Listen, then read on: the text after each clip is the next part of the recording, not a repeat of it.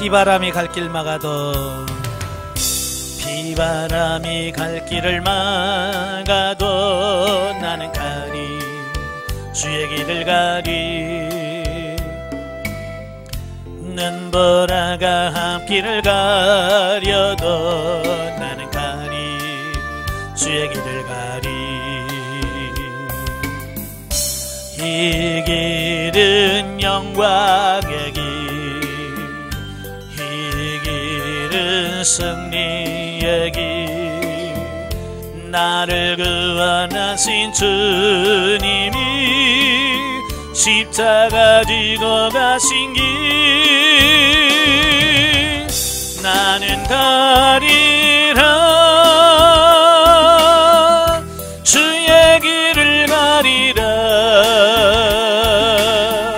주님 말 자취 따라 나는 가리라 나는 가리라 주의 길을 가리라 주님 말 자취 따라 나는 가리라. 아멘. 기도하겠습니다. 은혜로우신 아버지 감사합니다. 오늘도 귀한 시간을 아껴 주시고 훈련이랑 수령이 도와주셔서 고린도후서의 말씀을 같이 상고하게 해서 감사합니다. 오늘도 말씀을 할 때 그 말씀이 살아있는 말씀의 생명의 말씀이 될 수 있도록 성령님 도와주옵소서. 시종을 맡겨오며 예수님의 이름으로 감사하며 기도합나이다. 아멘. 예, 이 시간은 교재 190페이지입니다. 고린도후서 2장을 보시면 방문 계획 변경에 대한 해명과 회개한 자에 대한 용서의 권면 및 사도직 수행에 대한 바울의 소신에 대한 말씀을 하고 있습니다. 1절에서 4절에 보면 고린도 방문 연기에 대한 해명. 그러니까 본서는 본문에는 이제 3차 고린도 방문과 관련해서 자신이 소위 가슴 아픈 방문, 방문 이후에 고린도를 당장 방문하지 않고 지연하고 있는 이유에 대해서 설명을 해주고 있습니다. 그러니까 바울은 2차 방문 때에 고린도 교회의 문제를 완전히 해결하고자 했으나 피차의 상처만 입었을 뿐 본래 목적을 달성하지 못했다라고 하는 겁니다. 그러니까 이 사람들의 마음을 바꾼다는 게 쉽지 않아요. 그죠? 그 싫어하는 사람 만나서 그걸 다 바꾼다는 거예요. 이게 여간 어려운 게 아니에요. 그래서 사도 바울도 가면 될 줄 아는데 2차 방문했는데 문제가 풀리질 않은 거예요. 이런 상황에서 바울이 또다시 고린도를 방문한다는 것은 지혜로운 처사가 아니었다.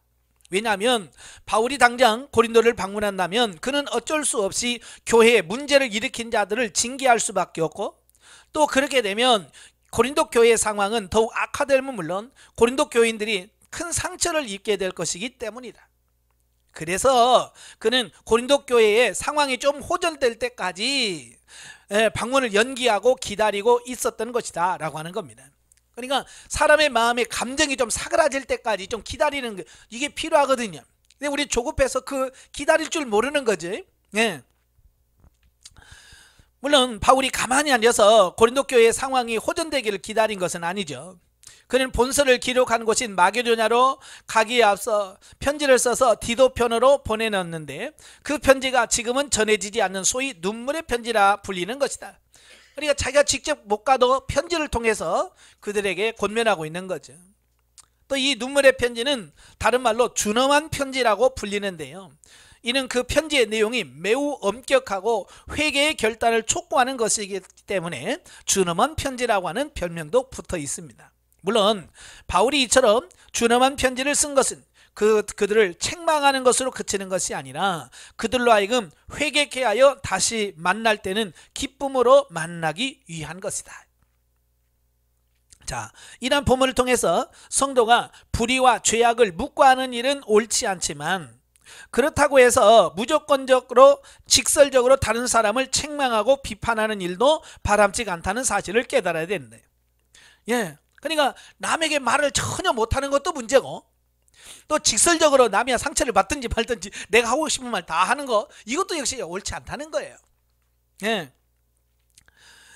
바울은 직접 그들을 찾아가서 책망하고 징계하는 대신에 간절한 내용의 편지를 통하여 그들에게 눈물로 권면했던 것처럼 우리들 역시 다른 사람들의 잘못을 바로잡으려고 그들과 직접적으로 부딪히기보다는 바울과 같이 사랑을 가지고 먼저 그들에 대한 자신의 관심과 사랑을 확인시킨 후에 그들 스스로 회개할 수 있도록 이끌어주는 것이 지혜로운 방법이라고 하겠다. 예. 지금도 마찬가지죠. 직접 만나서 얘기하는 것도 중요하지만 때로는 직접 만나서 더 안 될 때도 있거든요. 그럴 때는 뭐요? 좋은 게 있잖아요. 문자 메시지, 카톡. 근데 또 그것도 안 보는 사람도 있더라고요. 고집스럽게 안 봐요. 예. 예, 그런 걸 통해서 간접적으로 이렇게 전할 수 있는 방법도 좋으리라 이렇게 보는 거죠. 자, 5절부터 11절까지 보면 이제 회개한 범법자에 대한 용서 당부입니다. 보면은 이제 바울이 자신의 계획 변경의 한 요인으로 작용하였던 자신을 대적하며 복음을 해방한 범법자들을 용서해 줄 것을 고린도 교회에 당부하는데요. 바울의 이와 같은 당부는 고린도 교회가 바울의 간곡한 권면을 받아들여서 교회에서 문제를 일으킨 자들을 합당하게 징계함으로써 범죄자들이 자신들의 잘못을 깨달아 조신하고 있음은 물론 그로 인해 고린도 교회 상황이 원만하게 수습되었음을 시사해 주고 있습니다. 예, 그러니까 잘못했으면 지적해 줘야죠. 그죠? 잘못했으면 죄를 지적해 주고 그가 회개하고 돌이켜 주면 용서를 하고, 그죠? 그리고 받아들여야 돼. 근데 사람들은 그게 아니에요. 한번 찍히면 영원히 찍히는 거야. 회개하고 돌아와도 난 널 못 믿어. 어떻게 믿어? 이렇게 되어지면 문제가 심각해지는 거야. 그러니까 우리가 죄를 지적해주고 책망하는 이유는 회개하도록 하는 거고, 그래서 회개하면 그도 받아들이고 용서해 줄 수 있는 이런 삶이 되어야 된다, 그 말이에요. 그러니까 교회에서의 권징이란 범죄자들을 징벌하여 신앙 공동체로부터 축출하는 데 근본 목적에 있지 않다. 그러니까 교회에서 권징은 쫓아내는 게 목적이 아니에요. 회개시키는 게 목적이지.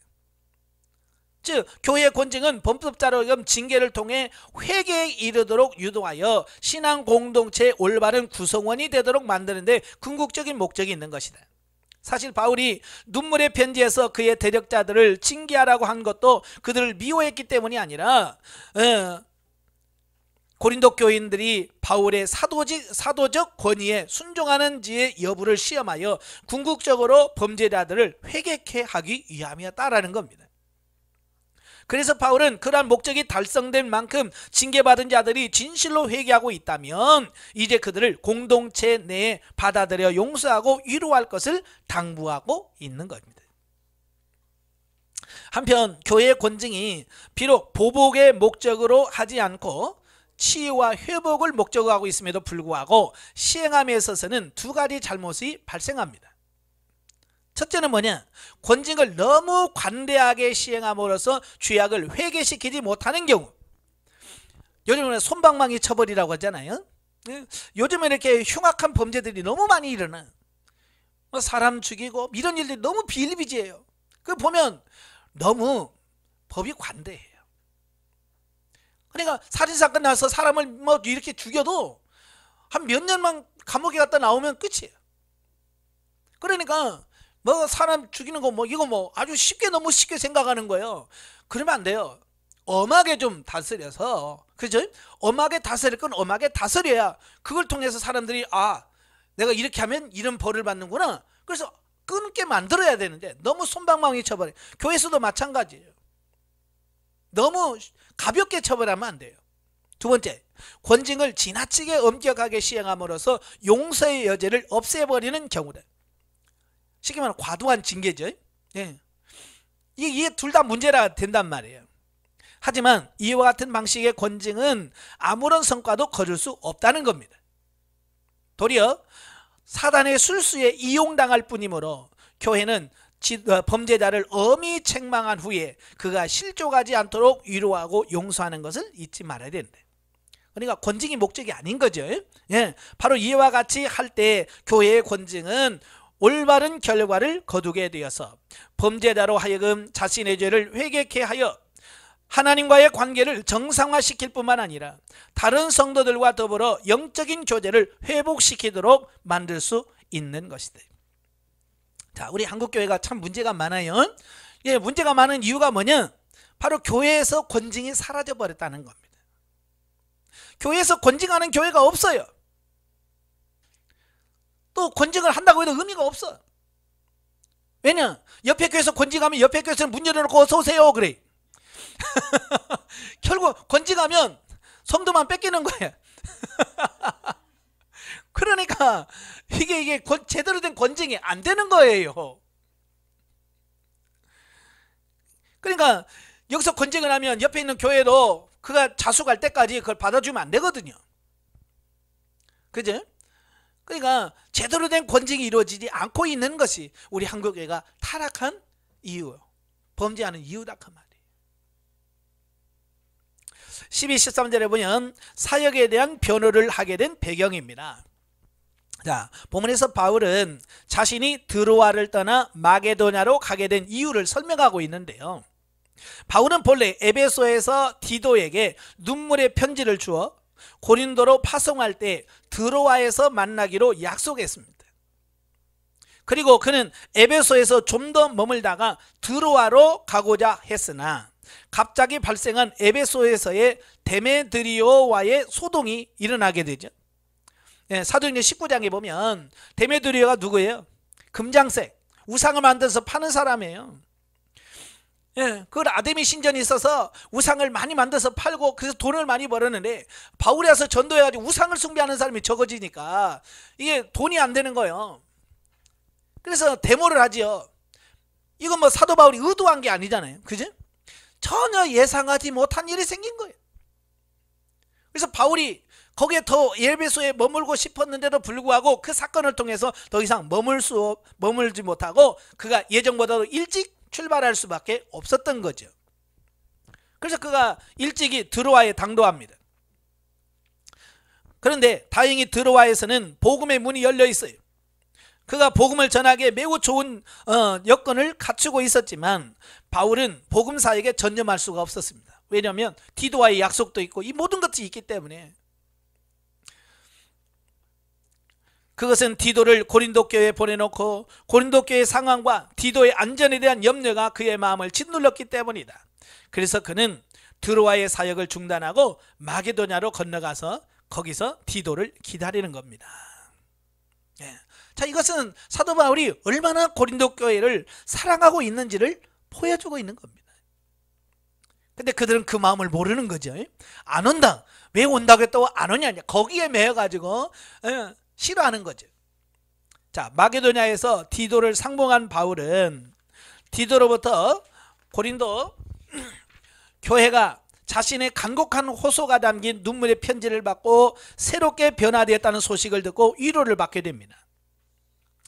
그러나 고린도 교회 성도들 사이에는 아직도 바울의 사도권을 곡해하고 불신하여 바울의 권면을 거부하는 이들이 일부 남아 있었기에 바울은 변화된 성도들을 격려함과 아울러 아직까지 남아있는 오해를 불식시키기 위해서 본 서신을 기록해서 보내는 겁니다. 그래서 이 서신에서는 자신의 사도권의 정통성과 또 성실한 사역 자세에 대하여 언급을 하고 있다라고 하는 겁니다. 그러니까 어떻게 하든지 최선을 다해서 모든 문제를 해결하려고 하는 그 사도 바울의 그 열정, 뜨거운 마음을 볼 수 있는 거죠. 14절 17절에 보면 사도직에 대한 바울의 인식과 자세. 본문에서 바울은 사도로서의 직분과 사역 자세를 언급함으로써 자신의 사도권을 변호하고 있는데요. 본문에서 바울은 특별히 자신의 사역에 대한 기쁨과 사도직에 대한 인식을 표현하기 위해서 한 가지 비유를 들고 있습니다. 그것은 뭐냐? 바로 로마 군대의 개선 행진을 비유하고 있습니다. 당시 전쟁에서 승리하고 돌아온 로마의 장군들은 군대를 이끌고 카피톨리누스 산에 있는 주피터 신전까지 행진하여 거기서 희생제물을 바치고 향을 피웠는데 그 향내가 온 거리를 진동했다고 합니다. 그래서 이 향내가 나면 몰라도 전쟁에서 이기고 왔구나, 그 냄새만 맡고도 뭐가 있는지를 안다는 거예요. 마치 우리 옛날에 뭐 국군의 날 같으면 군인들이 저 어디요? 서울 거기에서 광장에서 막 행진하잖아요. 그죠? 마찬가지로 이 전쟁에서 이기고 오면 로마 군인들이 그렇게 신의 행진을 합니다. 그 행진하면 그 신전에서 신에게 제사를 드릴 때 향을 막 피워요. 그러면 얼마나 향을 많이 피우는지 로마 시내가 그 향내로 가득 찰 만큼 향이 됐다 그 말이에요. 자, 이걸 알고 있기 때문에 바울은 바로 이 향기를 자신에게 비유하면서 하나님의 심판과 구원을 전하는 그리스도의 향기로 묘사를 하고 있습니다. 로마 시민들은요, 비록 거리에 나가서 개선 행렬을 보지 않더라도 향례를 통하여 멀리서도 무슨 일이 있는지 알 수가 있었다는 겁니다.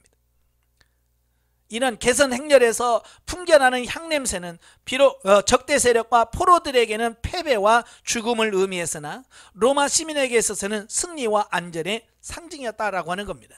그러니까 같은 향기인데 대적자들, 그러니까 포로로 끌려온 사람들은 죽음을 의미합니다. 그러니까 이런 거예요. 그 향기가 딱 풍기고 나면 이제 포로로 잡혀온 적군의 장수라든지 왕, 그런 사람은 거기서 목을 찰라요. 그러니까 그 향이 편다는 것은 원수들은 뭐야? 죽음을 의미하는 거야. 똑같은 향인데도. 근데 똑같은 향인데 로마 시민들은 이제 우리는 해방됐구나, 우리는 자유구나 라고 하는 안식과 안전을 의미한다는 거예요. 같은 향인데도.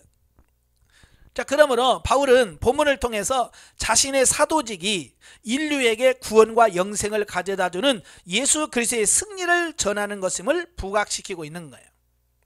동시에 바울이 전하는 복음 역시 로마 군대의 개선 행렬에서 풍겨나는 향냄새처럼 사단과 그 추종 세력에 있어서는 심판과 파멸을 의미하지만 하나님의 백성인 성도들에게 있어서는 구원과 영생의 상징이 된다라고 하는 겁니다.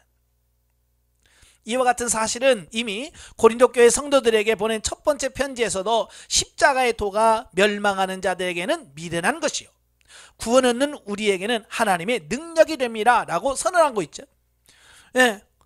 이게 심판의 양면성을 말하거든요. 예수님이 심판하면 한편은 구원, 한편은 심판, 이렇게 양면으로 나오는 것처럼 이 향기도 마찬가지라고 말이에요. 그래서 이러한 본문을 통해서 성도된 우리들은 복음을 담대히 전하여 그리스도의 향기를 널리 풍기는 자들이 되어야 합니다. 이를 위하여 항상 노력하는 자들이 되어야 한다라고 하는 것을 교훈해 주고 있습니다. 그래서 우리가 복음을 전하면 그걸 받아들이는 사람은 구원을 받고 안 받아들이는 사람은 하나님의 징계와 심판을 받는. 그래서 어쨌든 우리는 향기를 풍겨내야 돼요. 아시겠죠? 향기를 풍겨내는 걸 뭐라고 그랬어요? 복음 전하는 겁니다. 전도하는 거예요. 3장으로 가면 바울의 사도직의 증거와 새 언약의 일꾼으로서의 사도직의 영광에 대한 말씀입니다. 1절부터 5절이면 새 언약의 일꾼된 영적 증거. 자, 바울은 본문에서 5장 10절까지 자신의 사도 직분의 정통성과 이를 수행하는 사역 자세에 대해서 해명을 하고 있습니다. 바울은 여러 차례에 걸쳐서 고린도 방문 계획을 변경함으로 인해서 고린도 교인들의 불신임 이후에도 팔레스틴에서 고린도 교회에 잠입한 그 거짓 사도들의 충동을 받은 자들에 의하여 그의 사도직을 증명할 수 있는 천거서가 없다는 이유로 그의 사도직에 대하여 의심을 받고 있었습니다. 자, 이 천거서라고 하는 말은 요즘으로 말하면 유임장이라고 할까요? 뭐 이런 거예요. 사람들이 그냥 막 돌아다니면서 나는 내가 사도라 그러면 사람들은 모르잖아요. 그들은. 그죠? 그래서 내가 정통이다 라고 하는 것을 증명하기 위한 뭐 증명서가 있어야 될 거 아니에요. 그죠? 그래서 저희 같은 경우도 이제 재직증명서라는 게 있어요. 이제 재직증명서라고 있는 게 뭐냐면 이제 우리 노예에서 이 사람은 우리 노예의 목회자로서 인정합니다 라고 하는 증명서가 있어요. 그래서 관공서에서 교회에 등록할 때나 종교단체 할 때 항상 이 재직증명서가 있어야 돼. 이게 인정해 주는 겁니다. 이게 없으면 인정이 안 되는 거죠. 마찬가지로 그때 당시로 뭐 지금처럼 뭐 컴퓨터가 있어요, 뭐가 있어, 아무도 없잖아요. 와서 내가 그 사람이다 그러면 그런 줄 알지. 그죠? 그러니까 많은 혼란이 있어요. 그래서 정식으로 이 천거서를 써서 보내죠. 이게 베드로나 요한 같은 경우는 누구에게 보내면서 내가 베드로인데 베드로가 이 사람을 인정한다. 이 사람을 인정하니까 받아줘라 라고 하는 어떤 이제 청구서를 써주면 그걸 가서 교회에다 보여주면 이 사람 베드로가 보낸 사람이구나 라고 하는 이런 게 있었어요. 예. 그러니까 그때 당시 사회에서는 어떤 사람의 신분이나 자격을 확인하는 공적 추천서가 통용되고 있었으며 유대교나 기독교에도 이런 추천서를 통해서 거짓 교사를 가려내곤 했다라는 겁니다. 지금도 그러잖아요. 이단이 발생해서 뭐 하면 제일 먼저 따지는 게 뭐예요? 교단이 어디냐? 어디 학교 출신이냐? 이거부터 따지잖아요. 그지? 그래서 뭐 우리 통신 합동측 아니다. 우리 통합측 아니다. 그래서 뭐 이게 하잖아요.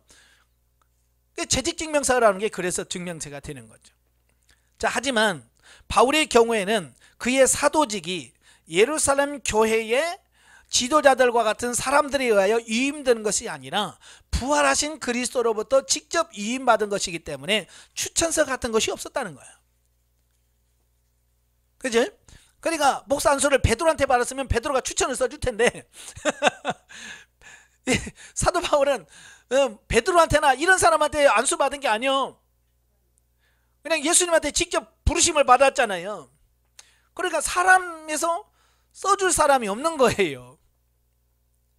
그러니까 팔레스틴에서 추천서를 가지고 고린도 교회에 온 사람들이 바울 추천서도 없잖아 걔는. 그러면서 없으니까 이거 사도가 아니야, 거짓 사도야 라고 비난하게 되는 이런 부분을 보게 되는 거예요.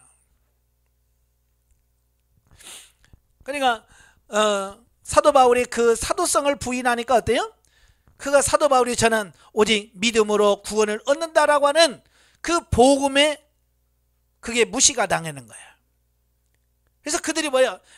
사도 바울이 전한 이것 말고 율법을 지켜야 구원을 받아 라고 하는 율법주의적인 신앙관을 그들에게 심어준 겁니다. 그러므로 바울은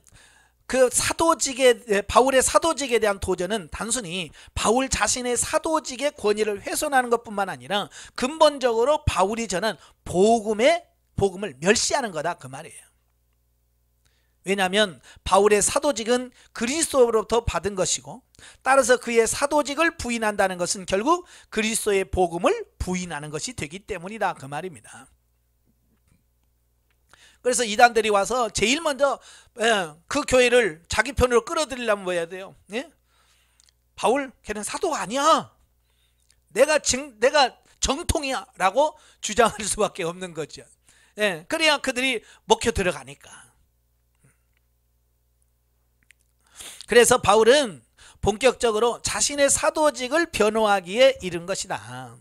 이런 맥락하에서 본문은 추천서와 관련하여 자신의 사역으로 성도가 된 고린도 교회 교인들 자체가 곧 자신의 추천서라고 밝힙니다. 예. 그래서 2절에 그러잖아요. 너희가 우리의 편지라. 나는 종이로 쓴 추천서가 아니고 너희들, 내가 전한 복음을 통해서 너희가 구원받았고 이 고린도 교회가 그 복음으로 세워졌어. 그러니까 글씨로 쓴 추천서가 중요한 것이 아니라 너희 고린도 교회가 세워진 그 자체가 뭐냐? 우리의 편지다 라고 말하는 겁니다. 즉 바울은 그의 복음 사역으로 인하여 성도가 된 고린도 교인들 자체가 그의 사도직을 보증하는 가장 확실한 추천서가 된다라는 사실입니다. 이와 같은 자신의 추천서는 한시적인 종이와 먹으로 쓴 것이 아니라 하나님의 영으로 말미암아 육의 신비에 쓴 영원한 것임을 밝히고 있다라고 하는 겁니다. 다시 말하면 바울이 전한 복음으로 그들이 구원받았다라고 하는 것은 바울이 전한 복음이 가짜가 아니라 진짜라는 얘기죠. 그죠? 만약에 바울이 가짜였다면 그가 전한 복음도 가짜였을 거고, 가짜면 구원의 역사가 이루어지지 않을 거란 말이에요. 그런데 바울이 가서 교회를 세우고 이 모든 것들이 뭐요? 다 정상적으로 다 된 거란 말이에요. 그죠? 구원의 확실성도, 구원에 대한 보증도 다 되는 거예요. 그러니까 너희가 나의 추천서다, 청거서다 라고 주장을 하고 있는 겁니다. 그 다음에 6절부터 11절에 보면 새 언약 일꾼의 우월한 영광, 바울은 본문에서 영적으로 얻은 신약시대의 직분이 의문의 법으로 얻은 구약시대의 직분보다 우월한 영광을 가짐을 지적하고 있습니다. 자, 주지하시피 구약의 의문, 곧 율법은 인간을 구원에 이르게 할 수 없으며 도리어 인간을 정죄하여 끝내는 죽음에 이르게 합니다. 이제 율법이 역할이에요. 율법은 우리를 구원에 이를 수 없습니다. 단지 율법이 하는 일은 뭐예요? 죄를 깨닫게 하는 거예요. 율법을 통해서 너 이거 어겼지, 너 죄인이야. 너 이거 어겼지, 너 죄인이야. 라고 율법은 뭐냐? 우리가 죄된 것을 알게 하는 것이 율법의 역할이라고 말이에요. 자, 율법에서 한 가지 긍정적인 면이 있다면 율법은 우리를 그리스도에게로 인도하는 초등교사의 역할을 한다는 것이다. 그러니까 율법 자체로는 우리를 구원에 이를 수 없어요. 그죠? 또 율법은 뭐냐? 스스로 죄인임을 깨달아서 예수 그리스도께 가야 우리의 죄사함을 받고 구원을 받는구나 라고 해서 이 율법은 스스로가 구원을 받게 할 수는 없지만 예수 그리스도께 인도해서 구원을 받도록 하는 역할을 한다는 말이에요. 그런 의미에서 사도 바울이 그걸 예전 성경에는 몽학선생이라고 했고 지금은 초등교사라고 표현한 겁니다. 그래서 유대인들은 바로 이 과도기적 율법 아래 살면서 살면서 실패함으로써 하나님의 심판을 면치 못하게 되었을 때 하나님께서 생명을 얻게 하는 새 언약을 주신 것이 뭐냐? 복음이에요. 그냥 구약의 율법으로 구원받을 수 없어. 근데 이 거짓 선자들이 와서 율법을 지켜야 구원받는다라고 주장하는 거예요. 그러니까 이게 복음과 정면으로 대치되는 거예요. 그리고 하나님께서 복음을 주시고 그것을 증거함으로 인간으로 구원을 얻게 하기 세운 직분이 바로 사조직이라는 겁니다.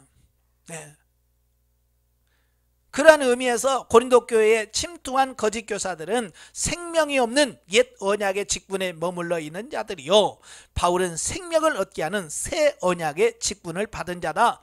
차원이 다르다는 겁니다. 물론 의문의 직분, 구약시대의 직분이죠. 구약시대의 직분은 맡은 자에게도 영광이 있었다. 즉 의문의 직분을 맡은 자의 대표가 누구냐? 모세거든요. 율법을 하는 사람은 모세니까. 그죠?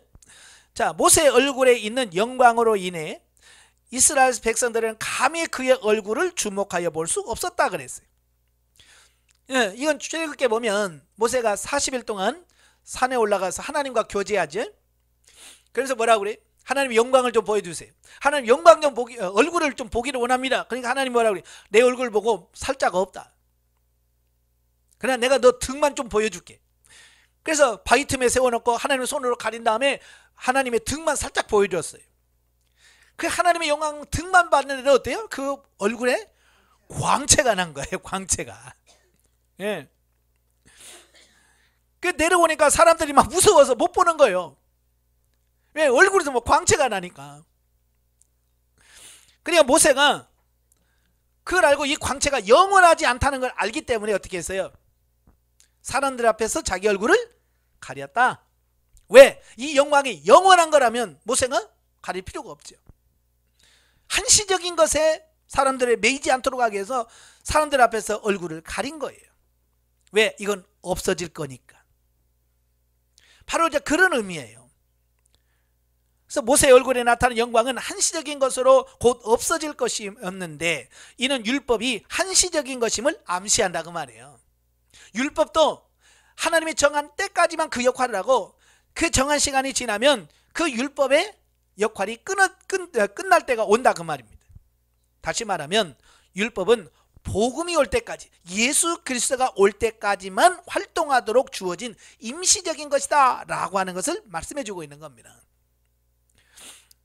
마치 태양이 떠오르면 다른 그 광채를 상실하고 아무런 역할도 할 수 없는 것처럼, 그죠?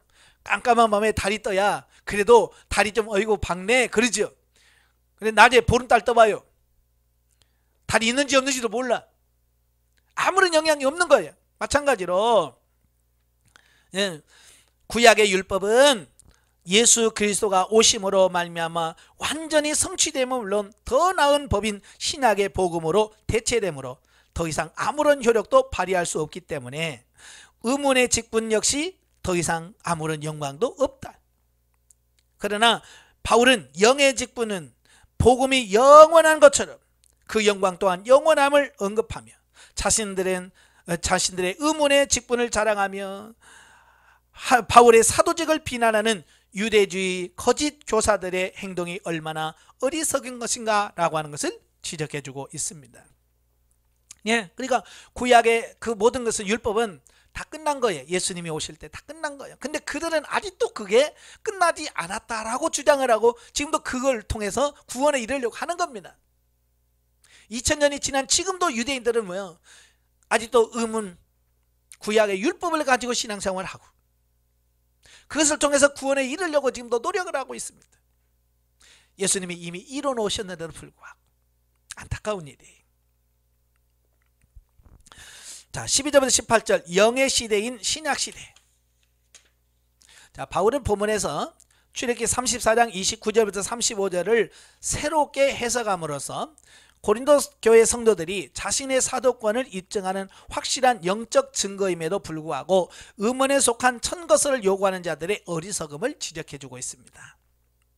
바울은 출애굽기 34장 29절 35절에서 모세가 시내산에서 하나님으로부터 율법을 받아가지고 내려올 때 하나님의 영광의 영향으로 나타난 일시적인 광채를 수건으로 가려 백성들이 그 영광을 보지 못하게 했던 것은 구속사의 비밀을 깨달은 모세가 율법의 상징인 광채를 가림으로써 율법을 영원한 것으로 여겨 절대시하는 것을 막고 율법이 한시적이고 필연코 없어질 것임을 나타내기 위한 것이라 라고 말합니다.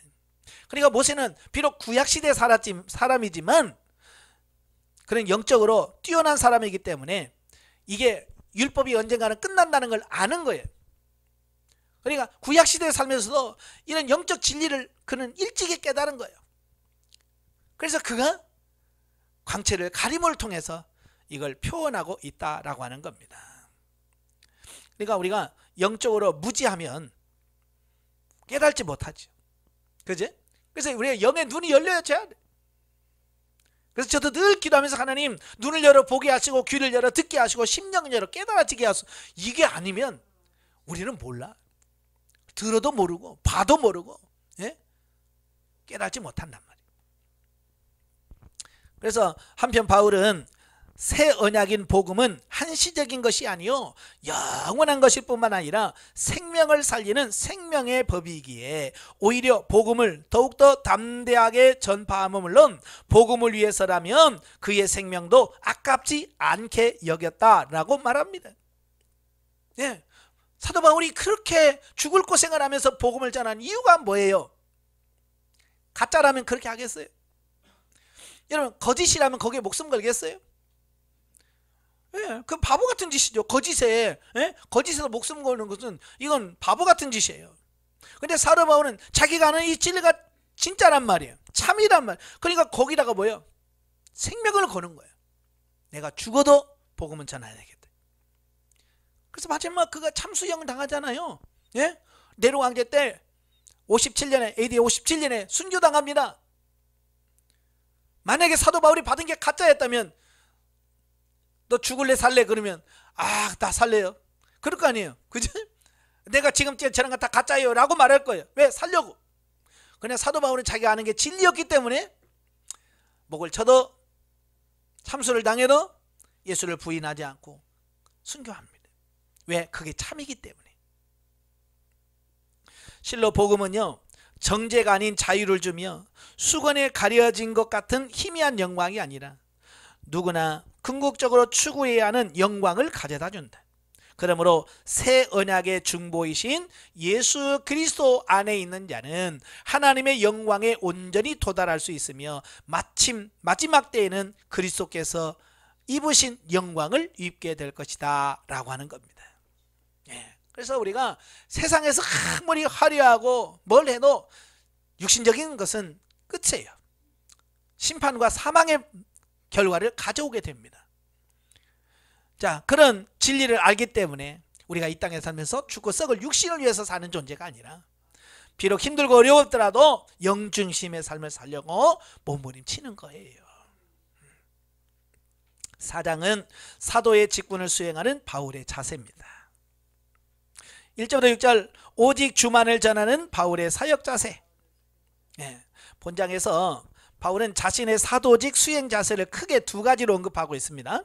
첫째는 첫째에 해당되는 부분으로서 오직 예수님의 복음만을 하나님이 비춰주신 빛의 인도에 따라 전했음을 밝히고 있는데, 이 부분을 이제 세부적으로 보면, 첫째, 그는 어떤 상황 속에서도 결코 낙심하지 않았다라는 겁니다.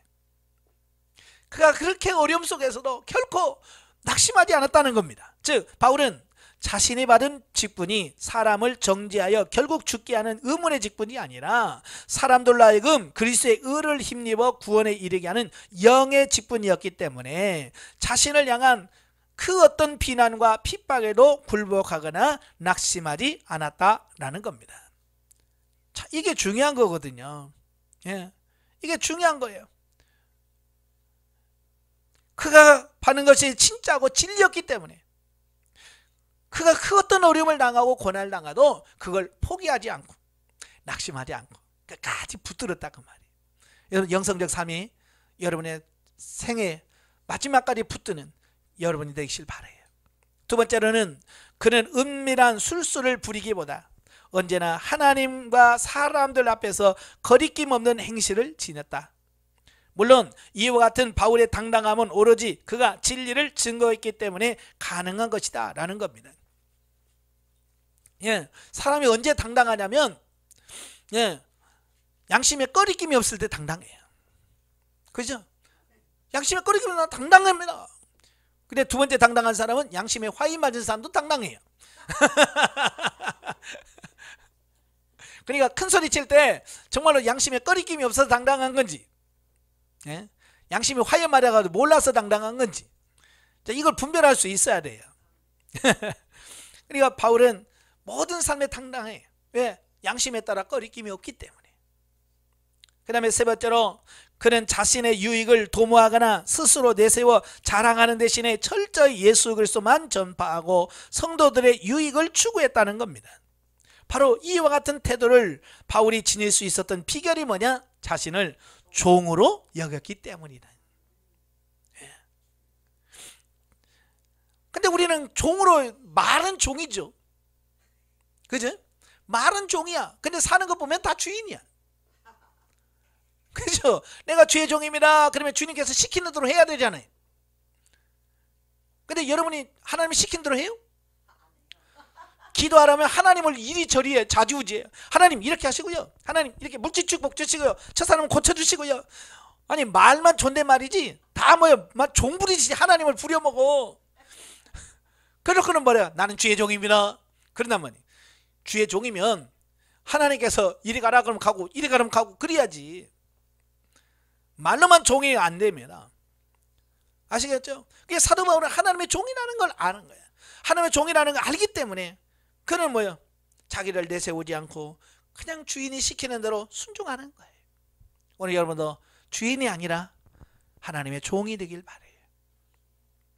여기서 우리는 예수 그리스도의 복음을 땅끝까지 전파해야 할 사명을 부여받은 성도들은 세상 사람들 앞에서 담대하고 순수해야 되지만 주님 앞에서는 철저히 겸손해야 된다는 사실을 교훈해주고 있습니다. 한편 바울은 그의 가르침이 매우 모호하여 제대로 이해할 수 없다고 비난하는 자들의 주장에 대해서는 복음의 양면성을 설명함으로써 반박합니다. 다시 말해서 바울은 누구나 이해할 수 있도록 공개적으로 복음을 증거했음에도 불구하고 제대로 이해하지 못하는 자들이 생기는 것은 그들의 마음이 사단의 지배를 받아서 하나님의 진리를 들어도 깨닫지 못할 만큼 강팍해져 있기 때문이다 라고 말합니다. 그러니까요, 사람들이 알아듣는 것 보면 그 사람의 수준에 맞게끔 알아들어. 저도 답답한 게 그런 거예요. 좀 영적으로 성숙한 사람들 모아놓고 설교를 하면 저도요 깊어져요. 나도 모르게 영적으로 깊은 단계까지 가요. 근데요 초보적인 사람 오면요 깊은 단계를 말을 못해. 못 알아먹으니까. 바로 예수님도 씨 뿌리는 비유를 통해서 말씀했잖아요. 씨를 뿌리는데 길가와 같은 사람이 있고, 돌짝박 같은 사람이 있고, 가시떨기 같은 사람이 있고, 옥토와 같은 빵이 있더라. 씨가 다른 게 아니에요. 마음이, 밭이 문제는 밭. 그러니까 바로 여러분도 마찬가지예요. 듣는 자의 수준이 어떠냐에 따라서 달라지는 겁니다. 그러니까 여러분도 늘 받아들이는 여러분의 수준이 높아지기 위해서 기도하셔야 돼요. 근데 수준이 낮으면서 왜 수준 낮은 설교를 하냐고 말하면, 그것도 못 알아들으면서, 그죠? 그 수준 낮은 것도 못 알아들으면서, 그런 문제가 되는 거예요. 사실 설교 같은 경우도 그렇게 수준 높을 필요는 없어요. 듣는 사람은 수준들이 별로 안 높으니까. 뭐 수준 높다 낮다라고 하는 게 뭘로 평가하겠어요? 사람마다 평가하는 게 다 다르겠죠. 어떤 사람은 아주 설교를 막 술술술 입에서 나가면 야 잘한다 그럴 수 있는 거고, 어떤 사람은 웃겨야만 목사님 신령하다 그러는 사람이 있어요. 그래서 아이고 어떤 목사님은 설교 시간에 그렇게 웃긴데 우리 목사님은 왜 웃기는 소리를 못하냐고. 왜냐면 그 사람의 수준은 웃겨야 믿음이 좋다고 생각하니까, 수준이 높다고 생각하니까. 각자의 수준에 따라서 평가하는 게 달라요. 그러나 정작 중요한 것은 뭐냐면 하나님의 말씀을 얼마나 잘 전하고 그 사람의 수준이, 이 마음밭이 어떠냐, 거기에 따라서 달라지는 게 다 다르다는 겁니다. 그러니까 사도 바울이 내가 모하게 설교해서 못 알아듣는 게 아니라 너희 심령이 강팍해서 지금 내 말을 못 알아듣는 거야 라고 말하는 겁니다. 예전에 저도 이제 다른 교회에서, 그래 목사님은 영성훈련을 받고 이제 성도들은 안 받는 그런 교회에서 헌신예배라든지 인도해달라고 연락이 와서 그런 교회 가서 설교를 합니다. 그 영적인 설교를 하면 그 사람은 못 알아들어. 참 그게 답답한 거예요. 왜냐하면 아직 성도들은 영적인 세계가 안 열려서 영적인 이야기가 못 알아들어요. 수준을 좀 높여야 돼요. 아시겠죠? 여러분 수준을 높이시길 바래요. 이처럼 복음을 믿는 자들에게는 구원을 주시는 하나님의 능력이 되지만 믿지 않는 자들에게는 심판의 도구로 작용한다. 따라서 성도는 호시탐탐 영적 분열의 기회를 노리는 사단을 대항하기 위하여 늘 주의 말씀으로 바로 분별하여 그 가운데서 살아가야 할 것이다. 분별을 잘 하셔야 됩니다. 자, 7절부터 15절 고난을 무릅쓴 바울의 사역 자세. 바울은 두 번째 사역의 자세로서 고난 가운데서도 오직 예수님의 복음만을 전하는 질그릇과 보배의 비유를 통해서 밝히고 있습니다. 이 부분은 이제 크게 두 가지로 말씀해 주는데, 첫째는 뭐냐? 복음 사역자들의 능력은 스스로의 재능과 지혜에서 비롯되는 것이 아니라 전적으로 하나님께로부터 비롯된다는 것을 말씀해 주고 있습니다. 그러니까 여러분 어떤 부분의 가치는 포장이 있는 게 아니잖아요. 그 안에 있는 게 뭐냐? 그 안에 있는 것에 의해서 가치가 결정이 되어지는 겁니다. 그래서 사도 바울은 뭐냐? 나는 보배를 담은 질그릇이다. 내가 중요한 것이 아니라 내 안에 담은 보물, 예수 그리스도가 진짜다. 이걸 말씀해 주고 있는 겁니다. 그러니까 이런 거예요. 자, 나귀가 똑같은 나귀인데 그 위에 누가 타느냐에 따라서 대접이 달라져요. 그죠? 그 나귀를 타는데 임금님이 타면 모든 사람들이 어때요? 전하! 땅에 엎드려. 그럼 나귀가 내가 높은가? 아니에요. 나귀가 높은 게 아니에요. 나귀 위에 타신 분이 높은 분이야. 그래서 나귀가 교만해가지고 하면 나귀 잘려. 그렇잖아요? 오늘 우리도 마찬가지예요. 내 안에 계신 예수님이 귀하서 내가 귀한 거지, 내 자체가 귀한 것은 아니라고 말이에요. 이 사도 바울이 그 얘기를 하고 있는 거예요. 예수 그리스도는 보배고 나는 그냥 그 보물을 담는 질그릇이다 라고 표현하는 겁니다. 두 번째로, 성도들은 비록 복음으로 인하여 죽음에 처해지더라도 마치 예수 그리스도께서 죽음을 이기시고 다시 살아나신 것처럼 궁극적인 승리를 누리게 된다는 것이다. 즉 우리 육신적 생명은 질그릇처럼 깨지기 쉽지만 이미 우리 안에 주어진 보배, 즉 예수 그리스도의 복음은 결코 꺾이지 않으며 우리의 영생을 축복으로 인도하는 것이다. 바울이 인간적으로 도저히 견디기 어려운 환난이나 죽음의 위기를 당하면서도 좌절하거나 낙심하지 않은 이유가 바로 여기 있습니다. 죽어도 산다. 죽어도 나는 영원히 부활한다라고 하는 그 사실이 있기 때문에 사람들이 제일 무서워하는 게 뭐예요? 죽음이잖아요. 그죠? 사람들이 자꾸 우리에게 겁을 주는 게 뭐냐? 너 그럼 죽는다? 너 죽는다? 이걸 자꾸 가지고 우리 협박한단 말이에요. 이 부활신앙 있는 사람, 그래 죽여봐라. 그렇잖아요. 그냥 부활신앙 있는 사람은 사단에 당당합니다. 죽이려면 죽여. 나는 죽어도 산다. 이걸 믿음이 있기 때문에 그런 거예요. 근데 그 신앙이 없는 사람은 뭐예요? 죽인다 그러면 꼼짝 못해. 예, 부활신앙이 없기 때문에. 사실 우리는요, 복음으로 말미암아 고난을 당하게 되면 우리의 삶이 지니는 궁극적인 목표보다 고난 그 자체에다가 정신을 빼앗기기 쉽다. 예, 이게 문제예요. 우리는 복음에다가 목표를 둬야 되는데 고난에다가 목표를 두면 힘들면 너무 어려워, 힘들어, 이러고 고난에 집중해버려. 고향을 매여버려.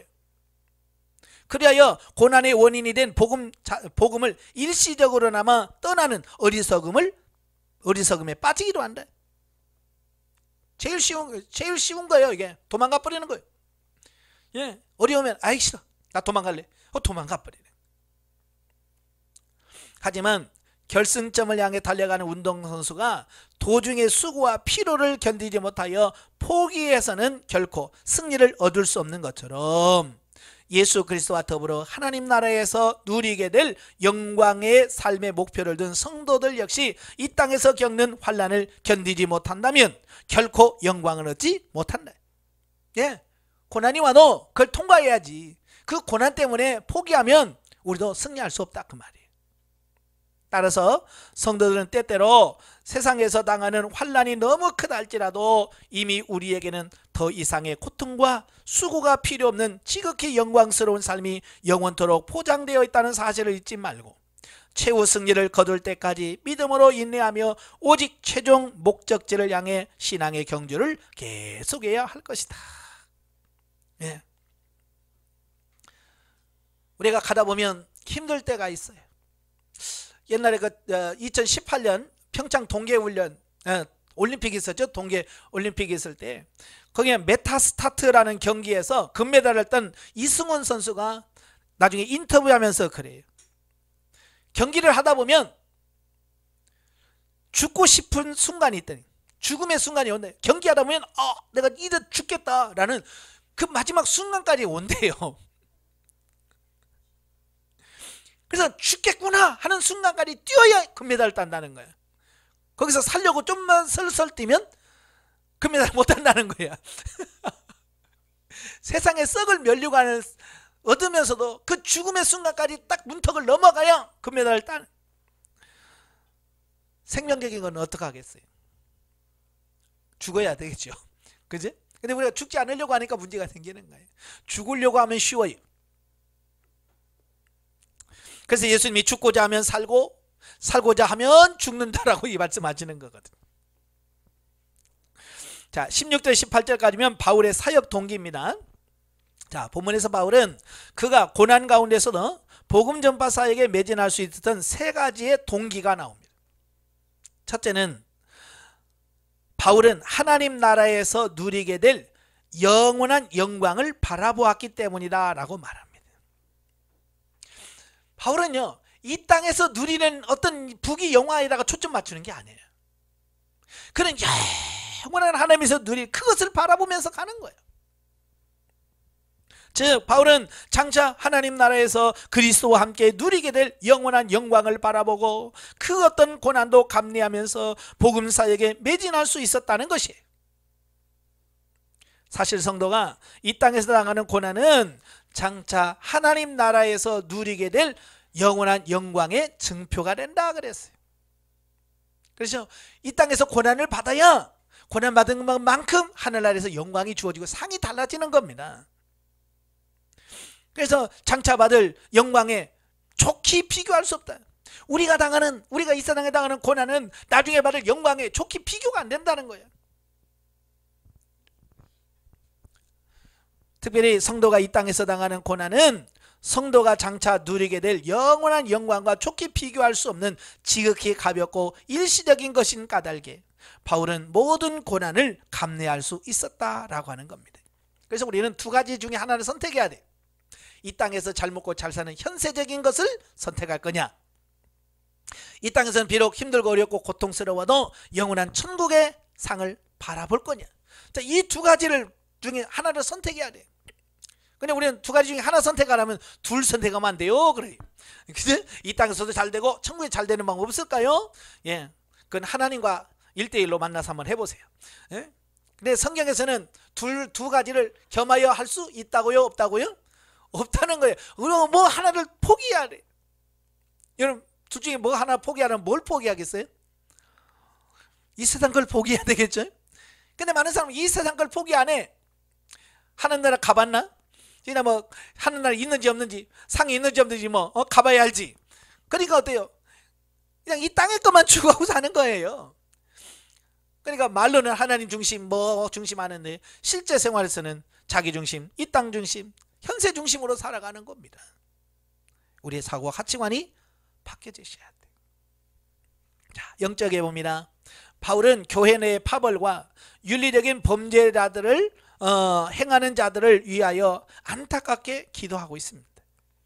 바울이 환난 가운데서도 진리의 말씀을 따라 지속적인 영적 삶을 향해 나아갈 수 있는 것은 그리스도의 생명이 그들의 삶 속에 나타나는 비밀을 체득했기 때문이다.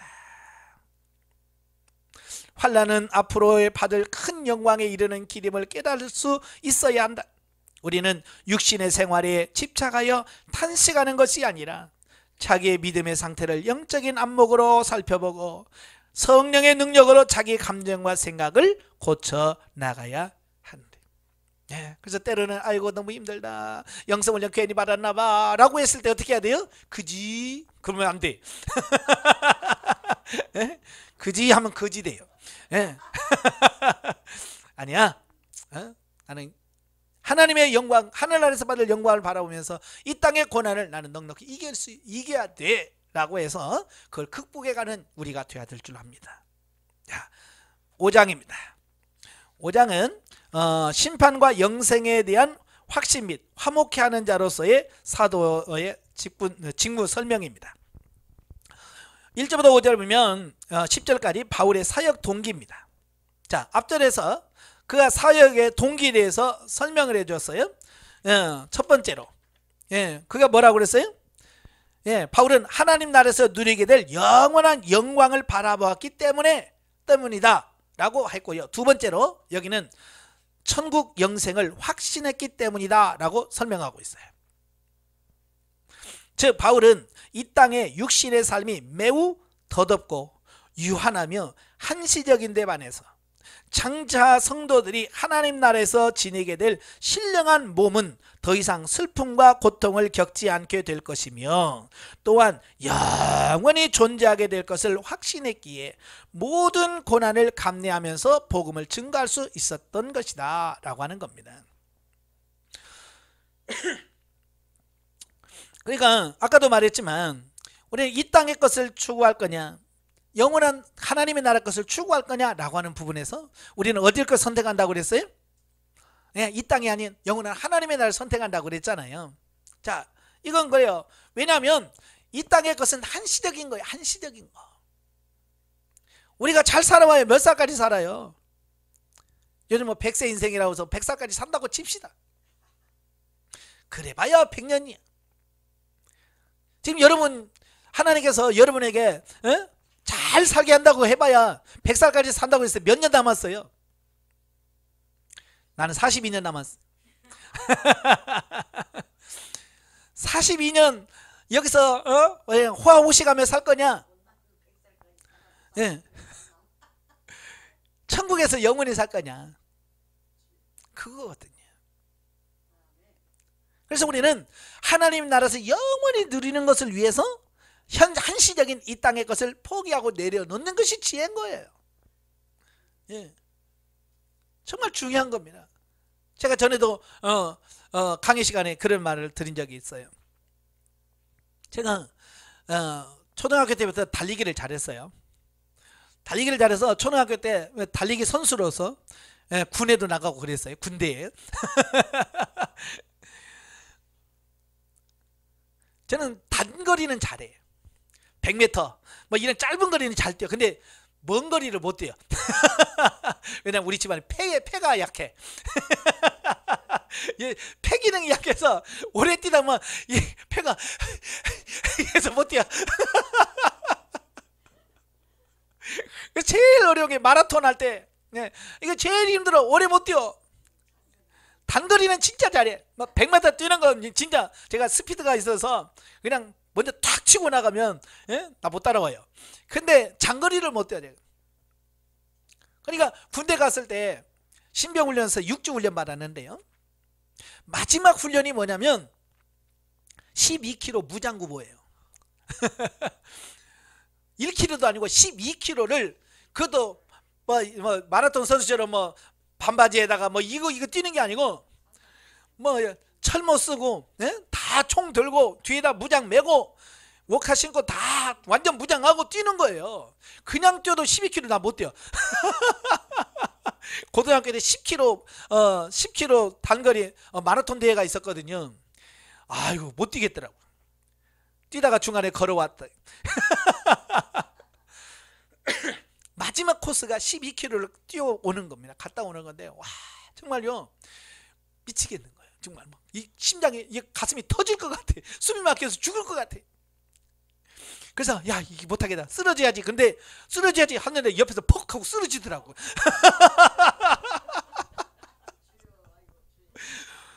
퍽 하고 쓰러져. 그러니까 우리는 계속 뛰어야 되고, 그러니까 앰뷸런스가 삐용 와서 싣고 가버려. 얼마나 부럽든지. 쓰러지면 저렇게 태우고 가는구나. 아이고 나도 다음에 오면 쓰러져야지. 그 차가 이제 갔으니까 한참 만에 오잖아요. 예? 그래서 오면 쓰러져야지 하고 막 견디고 막 가고 있는데 그 차가 오기 전에 또 누가 쓰러져. 내 차례 오기 전에 쓰러져. 그러면 또 싣고 가. 예? 아이고. 그래서요 결국에는 마지막까지 쓰러질 기회를 못 찾았어 내가. 죽겠는데도 어떻게 하면서 막 아버지 라닝 하면서 막 뛰어서 12km 뛰다 보면 뭐 가다 보면 교회가 있잖아요. 교회 십자가 보면 막 아버지 도와줘요. 아버지 그러면서 그 12km를 다 뛰었어요. 막 나중에 진짜 그 정문에 딱 들어오는데요. 정말 쓰러지겠더라고. 그래도 다행히 안 쓰러지고 끝까지 다 왔어요. 제가요 그 뛰면서 무슨 생각이냐면 앰뷸런스 타고 간 애들은 참 편하게 해서 누워 있겠구나 생각했었어요. 근데요 와서 보니까요 누가 뛰고 있어. 운동장을 이렇게 보니까 아까 쓰러진 놈이야. 군대가 그렇디다. 너희들은 인내가 부족하다는 거야. 그래서 쓰러진 대명이 거기서 계속 연변장을 돌고 있는 거예요. 우린 다 들어와서 막 하고 보니까 안 쓰러지길 너무 잘했죠.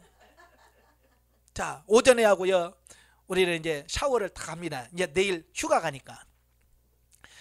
휴가 가는데 걔네들은요 점심도 안 먹고 뛰어요.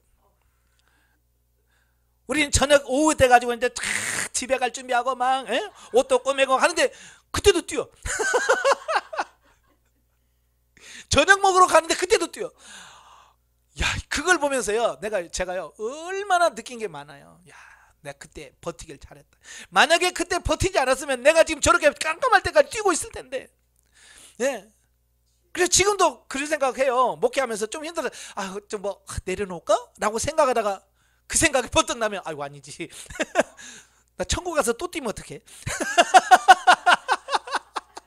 그잖아요. 이 땅에서 다 뛰고 와야 되네. 이 땅에서 못 뛰면 천국 가서 너 못 뛰었으니까 너 천국에 돌아. 물론 그러진 않겠지만, 예? 그렇게 되면 어떡하나 라고 하는 그 생각이 지금도 남아요. 그래서 지금도 어려워서 도무지 못하겠다 라고 생각했을 때 꼭 떠오르는 게 그거예요. 죽을 것 같지만 조금만 버티면 되는데. 예, 여러분도 마찬가지예요. 이 세상에 사시다가 힘든 일이 와요. 야, 이러다 죽겠다 라고 했을 때 그때 조금만 참으면 되는 거예요. 그 조금만 참으면 되는데 그 조금만 참지 못하면 그 고통이 길어지는 것을 보게 돼요.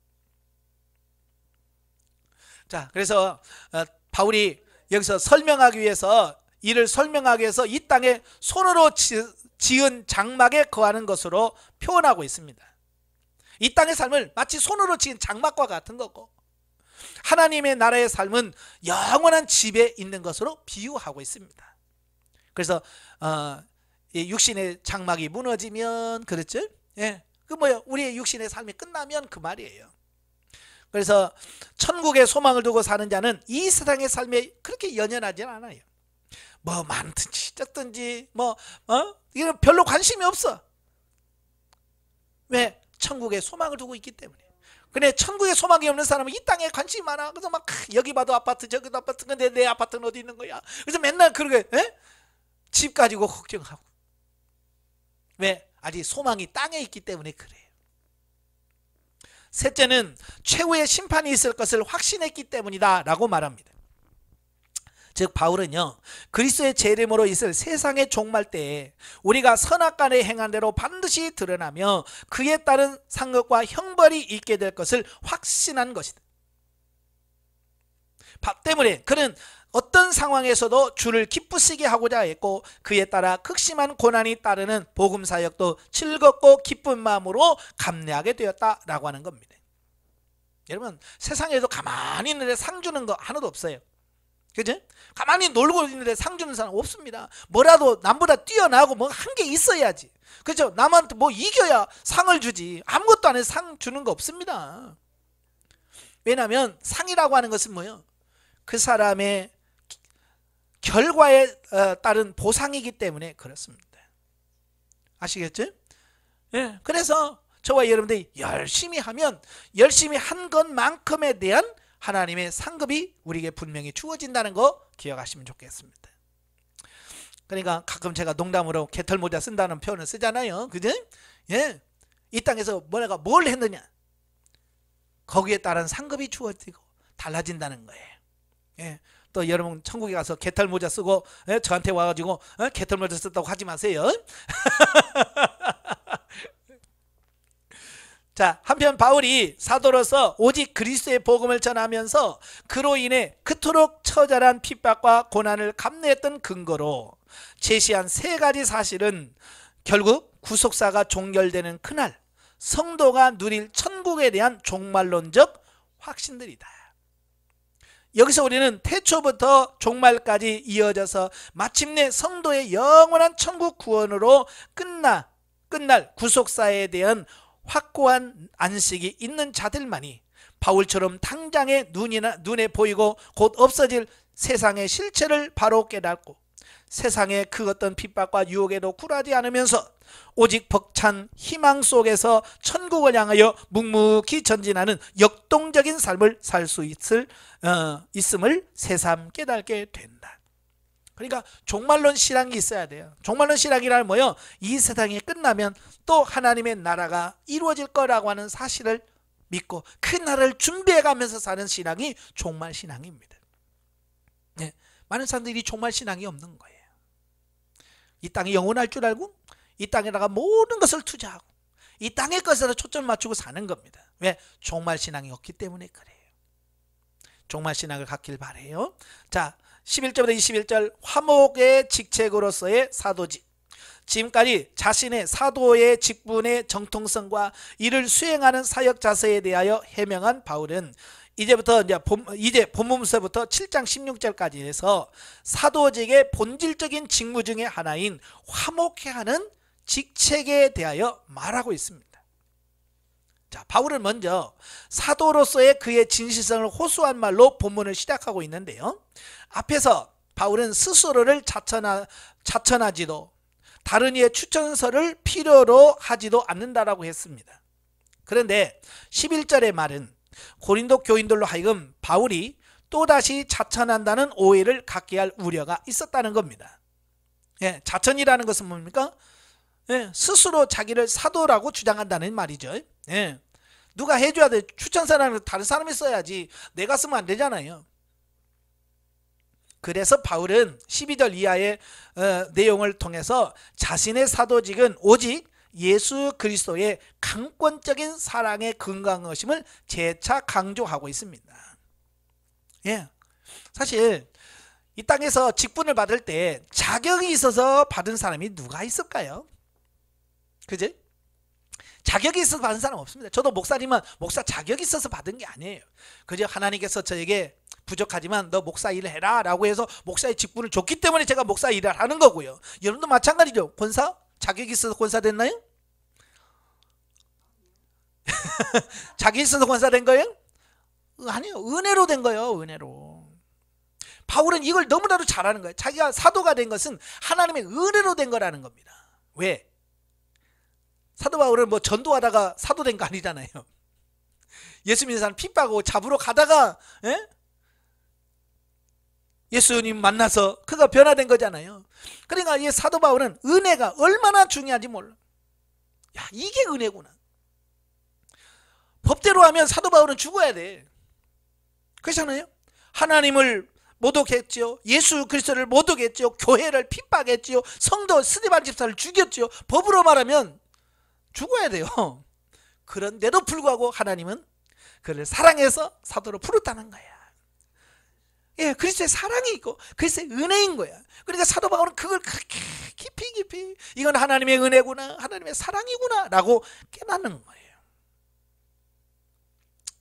그래서 이를 기회로 그가 맡은 사도직의 역할을 설명함으로써 고린도 교인들이 바울 자신의 사도 직분을 자랑스럽게 생각해 주기를 바란다 라고 말합니다. 예, 그리스도의 사랑이 나를 강권하도다. 그리스도의 사랑이 없다면 어떻게 모세 같은 바울 같은 사울 같은 사람 불러서 사도로 세울까요? 사실 바울은 회심하기 전에는 예수 그리스도를 세상적 인간적 기준에 따라 판단함으로써 그를 믿는 자들을 박해하는데 앞장섰지요. 그죠? 스데반 집사 순교할 때 옷을 맡았다고 그랬어요. 옷을 맡았다고 하는 말은 뭐예요? 내가 이거 다 책임질게 그 말이에요. 주동자라는 얘기예요. 주동자.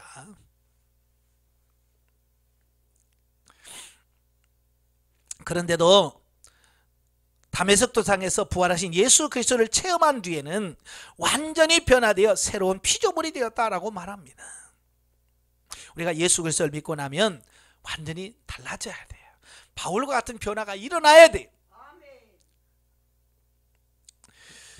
자, 물론 바울이 체험한 위대한 변화는 바울 자신에게서 나온 것이 아니라 구속사의 주관자이신 하나님으로 말미암는 것으로서 예수 그리스도를 통해서 세상과 화목하시고 그 위대한 진리를 만방에 선포하도록 사역자들을 세우셨을 뿐만 아니라 박해자 바울마저도 변화시켜서 화해의 사도로 세우신 것이다 라고 하는 겁니다. 예? 바로 예수 그리스도께서 하나님과 세상을 화목케 하려고 십자가에 죽으셨잖아요. 마찬가지로 사도 바울을 선택한 이유도 똑같다는 거예요. 하나님과 화목한 범죄하고 타락한 죄인이 하나님과 관계를 회복하고 하나님과 올바른 관계를 유지하도록 하기 위해서 사도 바울이 그 사역을 맡았다라고 말합니다. 그래서 바울은 자천하는 이유여서가 아니라 하나님의 명령에 의하여 이 화해의 복음을 받아들이도록 사람들에게 권면하고 있는 것이다. 실로 바울은 세상적이고 인간적인 이유에서 사도직을 수행하는 것이 아니라 예수 그리스도의 강권적인 사랑에 압도되어 사도직을 수행했으며 때문에 사람들로부터 미쳤다라고 조롱당하는 수모를 겪었다. 왜? 이 사랑에 압도되어 사랑했기 때문에 그래요. 여러분도 마찬가지죠. 정말 사랑해서 자발적으로 일하는 봉사하는 사람과 억지로 하는 사람은 달라도 뭔가 달라요. 그죠? 예, 교회에서도 보면 알아요. 벌써 청소할 때 정말 하나님을 사랑하고요, 교회를 사랑하는 사람은 청소하는 것 보면 그냥 꼼꼼히 합니다. 그죠? 왜? 사랑하는 마음이 그 안에 있기 때문에. 근데 그런 마음이 오는 사람들은요, 교회 청소 대충 해요.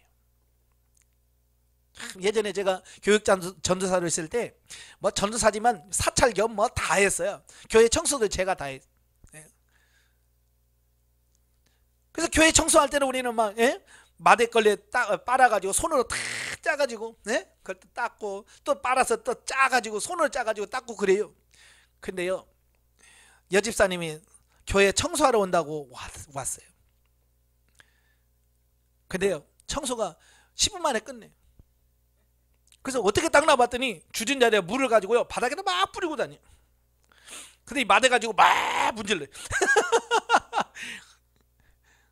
그래, 청소 끝. 자, 그걸 보면서 야, 정말 하나님을 사랑하는 마음이 거기서 나오는 거래. 그냥 물칠만 한다고 청소가 되는 게 아니잖아요. 먼지를 싹 닦아내야 되잖아요. 그지? 이게 사랑하는 마음으로 하는 것과 그렇지 않은 사람과 달라. 제가요, 군대 갔을 때, 전 해병대는 보통 이제 지원해서 가요. 스스로 내가 해병대 가서 군생활 하겠습니다라고 자원해서 가는데, 지금 모르겠으면 예전에는 가끔 지원자들이 너무 적을 때가 있어요. 적을 때가 있으면 육군에 갈 사람이 갑자기 해병대로 이렇게 와요. 이게 징집병이라고 그래요, 우리는. 예, 자원한 사람은 자원병이고, 이 사람은 끌려오는 징집병이에요. 그러니까 그 사람들은 해병대 간다라고 하는 거 몰라. 그냥 와요. 군대 가서 몇 월 며칠 어디로 가라 그러면 알았어요. 와서 보니까 이상하네. 육군이 아니네. 그러면 거기는 여기는 해병대다. 그러면 재수없게 끌려온 사람들이야, 그 사람들은. 그러니까 그들은 재수없게 끌려왔으니까 군 생활할 때 재미가 있겠어요, 없겠어요? 늘 불만인 거야. 재수 없어서 끌려와가지고 내가 이 고생한다고 맨날 하면서 투덜투덜 거리는 거예요. 그러니까 이렇게 군 생활하는 거 보면 너 징집병이지 그럼 딱 나와요. 그래서 자세가 틀려. 자세. 뭘 하나에 너 투덜투덜 되면 너 징집병이지 그럼 맞아요. 그래서 자원한 사람은 어려워도 왜? 자기 스스로 내가 자원해서 갔기 때문에 이런 부분에서 어지간해봐야 뭐 이런 건 일부러 왔는데 뭐 그냥 가요. 근데 징집병은 그렇지 않아요. 예, 어찌나 괜히 재수없이 가지고 말이지 이 고생한다고 그러고 맨날 그러고. 여러분도 마찬가지예요. 억지로 끌려가서 봉사하거나 뭐 예배드리거나 그러면 벌써 표시가 나잖아요. 그죠? 예? 또 이렇게 부부간에 보면 가정의 평화를 위해서 온 남편들의 얼굴 보면 다 달라. 정말 하나님을 믿어서 오는 남자들은 얼굴에 기쁨이 있고요, 화내요. 근데 가정의 평화를 위해서 안 가면 부부싸움 해야 되니까 끌려온 사람들 보면요, 꼭 돈살장에 끌려가는 소처럼 와가지고 우울하게 앉아있고요, 눈치 보고 있어요. 예, 그러지 말길 바래요. 정말 기쁨으로 그 일을 감당해는 여러분 되시기를 바랍니다. 아시겠죠? 예, 사도 바울은 그리스도의 사랑을 깨달아서 자발적으로 봉사하니까 그 어떤 고난과 수모를 당해도 낙심하지 않고 끝까지 봉사하는 거예요. 그래서 온갖 박해를 당하면서도 복음 전파에 헌신할 수 있었다라는 겁니다. 바로 이것이 사역자의 길이요, 직분자가 가야 할 길입니다. 끝까지 승리하시길 바래요. 영적에 보면 우리를 사망으로 이끄는 육신의 행실이 신령적으로 변화되도록 매진해야 한다는 교훈을 얻을 수 있습니다. 어차피 우리 인생은요, 한계가 있어요. 우리가 뭐 영원히 살 수 있는 게 아니에요. 내 얼마나 살겠어요. 그 남은 생애가 내가 육신적으로 살면 그건 끝이야. 사망이에요. 그러나 이 얼마 남지 않은 이 생을 정말 영중심으로 신령적으로 하나님 말씀대로 살면 그게 상급이 되어서 하늘의 상급이 되어 저와 여러분에게 돌아온다, 그 말입니다. 예수 그리스도로 말미암아 화목게 된 하나님의 백성들은 진리 안에서 하나님과 원수된 자들을 주께로 인도하는 삶, 예수를 위하는 삶으로 바뀌어져야 된다. 우리의 사고가 가치관이 바뀌어서 정말 하나님이 기뻐하시는, 하나님이 원하시는 신령한 삶을 사는 여러분 되시기를 주님으로 축원합니다. 기도하겠습니다. 은혜로우신 아버지, 오늘도 귀한 말씀을 듣습니다. 사도 바울이 그 사도직을 감당하면서 여러 가지 힘들고 어려운 부분이 있었지만 주님께서 주시는 사명을 바로 인식하고 깨달아서 그가 하나님 앞에 바로 세워졌습니다.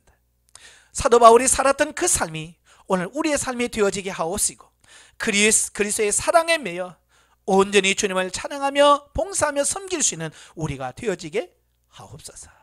예수님의 이름으로 감사하며 기도합나이다. 아멘. 하나님께 드립니다.